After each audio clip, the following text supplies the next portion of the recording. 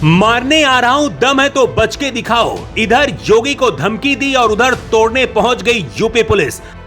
आई love Mohammad poster के साथ योगी को दी चेतावनी, जो गलती मौलाना ने की वही जुनैद भी कर बैठा। कुछ घंटे में ही गर्मी उतारने पहुंच गई यूपी पुलिस। इधर चला बुलडोजर और उधर जुनैद को घर से टांग लाई यूपी पुलिस।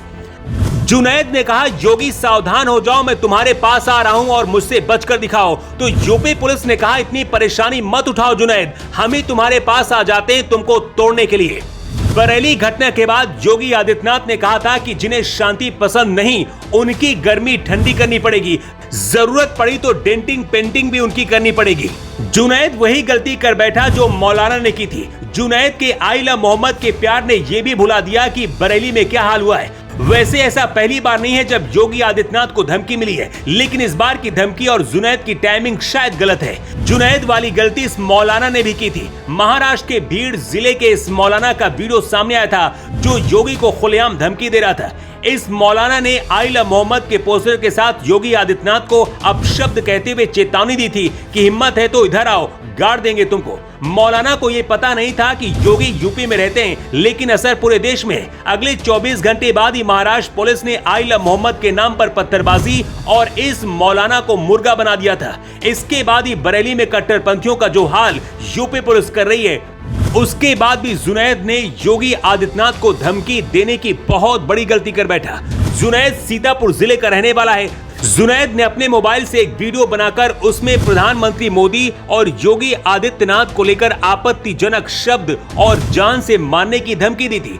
जुनैद ने धमकी देते हुए कहा था, मैं आई लव मोहम्मद कहूंगा, योगी मोदी में दम है तो बच के दिखाएं, मैं मोदी और योगी को मारने आ रहा हूं। सीएम योगी के डेंटिंग पेंटिंग वाले बयान पर जुनैद अभद्र भाषा का प्रयोग करता दिखता है। जुनैद ने अपने फोन से ही वीडियो रिकॉर्ड करके अपने सोशल मीडिया प्लेटफॉर्म में डाला था। जुनैद तो योगी मोदी तक नहीं पहुंच पाया, लेकिन कुछ घंटे में ही यूपी पुलिस जुनैद के पास पहुंच गई। जुनैद को यूपी पुलिस ने उठा लिया है, जिसकी उम्र भी अभी 18 साल पूरी नहीं हुई है, लेकिन धर्म के नाम पर किस तरह से बच्चों को देश विरोधी बनाया जा रहा है, इसका सबूत जुनैद जैसे बच्चे हैं जो पढ़ाई लिखाई छोड़कर पत्थरबाजी और धमकी देते हैं, या फिर ये कहें कि कट्टरपंथी महिलाओं और बच्चों को आगे करके अपने मंसूबों को अंजाम दे रहे हैं। लेकिन दिवाली से पहले योगी आदित्यनाथ अपराधियों के हौसले बुलडोजर से तोड़ रहे हैं। इधर बरेली हिंसा में शामिल आरोपियों पर ऑपरेशन लंगड़ा चल रहा है। उपद्रवियों की संपत्ति जब्त की गई है। बुलडोजर ने कई इमारतों को मलबे में बदल दिया है। सबसे बड़ी कार्रवाई मौलाना तौकीर रजा के करीबियों पर हुई है। मौलाना तौकीर रजा अब 2019 के एक पुराने केस में भी फंसता नजर आ रहा है। CAA NRC विरोध के दौरान बरेली में हुए उपद्रव को लेकर जो मुकदमा दर्ज हुआ था, उसमें चार्जशीट वर्षों से लंबी थी। बरेली पुलिस ने उस फाइल को भी खोल दिया है। तौकीर रजा की रिमांड की अर्जी कोर्ट में लगाई गई है।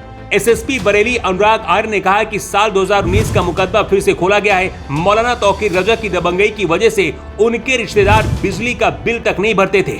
अब मौलाना के रिश्तेदारों पर 1.12 करोड़ रुपए की बिजली चोरी का भी मामला दर्ज किया गया है। सबसे ज्यादा शर्म की बात यह है कि पत्थरबाजों को सपोर्ट करने वाले नेता खुलकर इनका समर्थन भी कर रहे हैं। बरेली पुलिस कार्रवाई कर रही है। मुस्लिम संगठन तो छोड़िए, सपा कांग्रेस जैसी पार्टियां भी योगी के बुलडोजर एक्शन का विरोध कर रही है। लेकिन जिस तरह से यूपी पुलिस ऑपरेशन लंगड़ा जमीन पर चला रही है और सोशल मीडिया पर जुनैद जैसे लोगों को तोड़ रही है, उससे यूपी का माहौल बदला बदला दिख रहा है। योगी को धमकी देने वाले जुनैद को यूपी पुलिस ने उठा लिया है और जुनैद अब रो रहा है कि गलती पड़ गई, माफ कर दो, अगली बार से ऐसी गलती नहीं होगी। लेकिन ऐसे लोगों पर कैसी कार्रवाई होनी चाहिए, अपनी राय आप जरूर दें। Bureau report.